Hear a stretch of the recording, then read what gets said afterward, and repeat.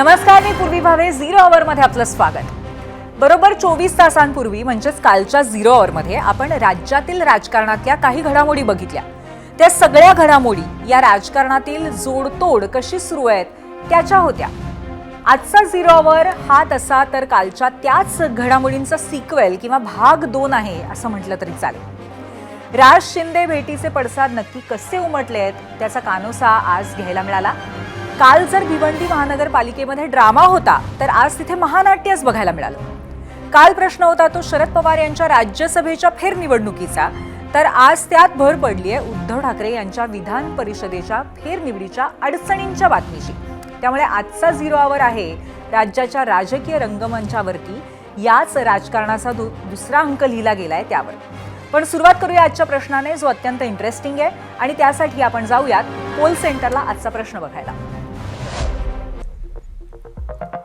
आजचा आमचा प्रश्न आहे, प्रत्येक गोष्टीला एक्सपायरी डेट असते. हे राज ठाकरेंचं कथित विधान कुणाला उद्देशून असेल असं वाटतं? महायुती सरकार, उद्धव ठाकरेंसोबतची युती आणि दोन्ही असे 3 पर्याय आहेत. तुमचं यावरचं मत आम्हाला नक्कीच जाणून घ्यायला आवडेल.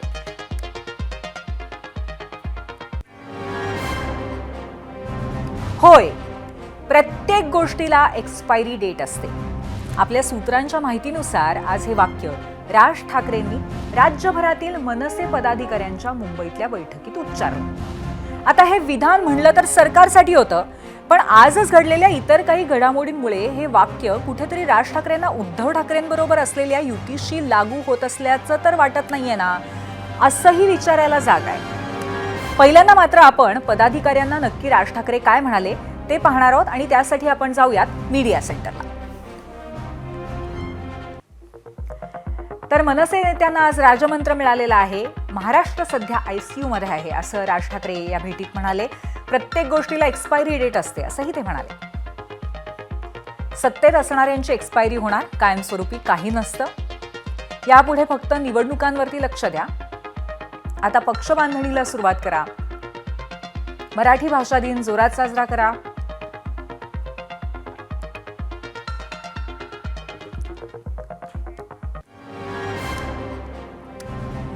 तर अशा पद्धतीचा मंत्रच राज ठाकरेंनी दिलेला आहे.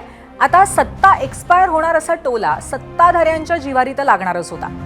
राज असं बोलले एवढंच समजण्याचा अवकाश होता आणि भाजपचे माध्यम प्रमुख नवनाथ बन यांनी सरकारला एक्सपायरी डेट का नाहीये ते उदाहरणासकट सांगून टाकलंय. ऐकूया. जे जनसेवा करतात, जे जनतेची सेवा करतात त्यांना कधीही एक्सपायरी डेट नसते. जनता त्यांना सातत्यानं आशीर्वाद देते आणि जनतेच्या आशीर्वादामुळंच भारतीय जनता पार्टी सलग 3 वेळेला महाराष्ट्रामध्ये निवडून आली. पंतप्रधान नरेंद्र मोदीजी सलग 3 वेळेला देशाचे यशस्वी पंतप्रधान म्हणून पुढे आले. आता खरं बघितलं तर नुकतीच झालेली मुंबई महापालिका निवडणुकीमध्ये ठाकरेंच्या युतीची लिटमस टेस्ट फेल झाली.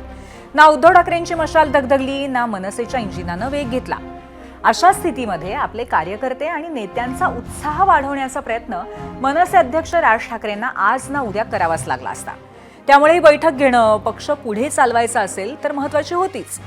त्यात 2 दिवस आधी राज ठाकरे एकनाथ शिंदेंना भेटायला त्यांच्या घरी गेले होते. ते नक्की का याचं अधिकृत उत्तर मिळालेलं नव्हतं. त्यामुळे एकीकडे नुकतेच आपल्या चुलत भावाबरोबर एकत्र येऊन राज ठाकरेंनी निवडणूक लढवली खरी, पण नंतर मात्र कल्याण डोंबिवली महापालिकेमध्ये शिंदेंना समर्थन दिलं आणि काल तर थेट त्यांचं घरच गाठलं. त्यामुळे राजसाहेबांच्या मनामध्ये नक्की काय सुरू आहे याचा संभ्रम कार्यकर्त्यांच्या मनात सुरू असणारच. कार्यकर्त्यांच्या मनातली ही चलबिचल थोपवणं सुद्धा गरजेचं आहे आणि त्यामुळे कार्यकर्त्यांना जे उत्तर ऐकायचं होतं ते सुद्धा राज ठाकरेंनी देऊन टाकलं.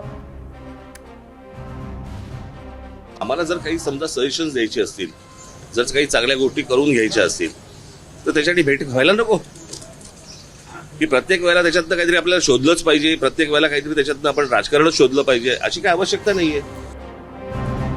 पण आता आपण परत जाऊया राज ठाकरेंच्या त्या कथित वक्तव्याकडे. प्रत्येक गोष्टीची एक्सपायरी डेट असते. जसं तुम्हाला मी आधी सांगितलं, हे वक्तव्य जरी सरकारबाबत असलं तरी हे उद्धव ठाकरेंची शिवसेना आणि राज ठाकरेंच्या मनसेत जे सध्या सुरू आहे आणि जे आज घडलं त्याला तर लागू होत नाही ना, असं साहजिकच विचारावंसं वाटतं. ठाकरेंच्या युतीमध्ये एक मिठाचा खडा पडलाय. झालंय काय की मुंबईमध्ये महापौर उपमहापौर स्थानापन्न किंवा सत्ता स्थापन झाल्यावर आता महापालिकेमध्ये चर्चा सुरू झाली आहे स्वीकृत नगरसेवकांची. तुम्हाला माहितीच असेल की प्रत्येक महापालिकांमध्ये प्रत्येक पक्षाला आपल्या संख्याबळानुसार काही जणांना स्वीकृत नगरसेवक करता येतं. ठाकरेंच्या शिवसेनेला 3 नगरसेवक स्वीकृत करता येतील. यातला एक जण आपला असावा असं युतीत लढलेल्या मनसेला वाटणं स्वाभाविकच आहे.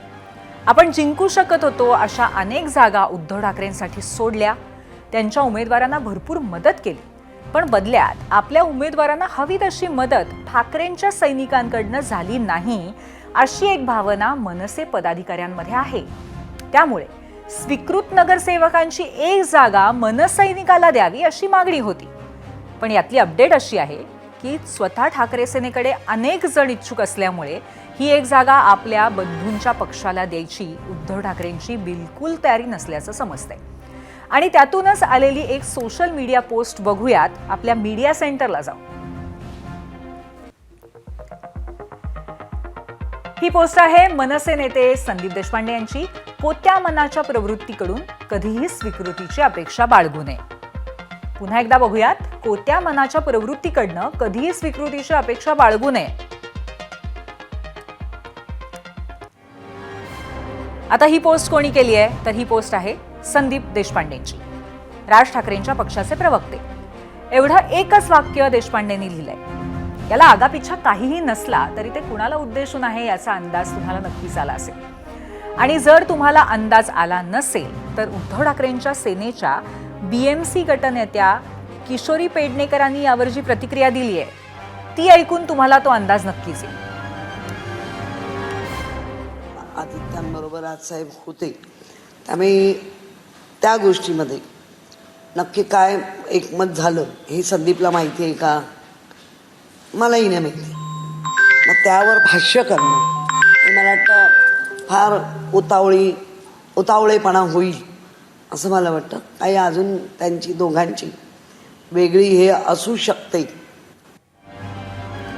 आता सध्या महाराष्ट्राचं राजकारण हे टोमणे बहादरांसाठी अतिशय अनुकूल आहे. ठाकरे बंधूंमधल्या या संघर्षाची बातमी बाहेर येताच भाजप आणि शिवसेनेच्या नेत्यांनी लगेचच खिल्ली उडवायला सुरुवात केली. त्यांचा सूर अर्थातच उद्धव ठाकरेंनी पाठीत सुरा खुपसला आणि राज ठाकरेंना सहानुभूती दाखवणार होता.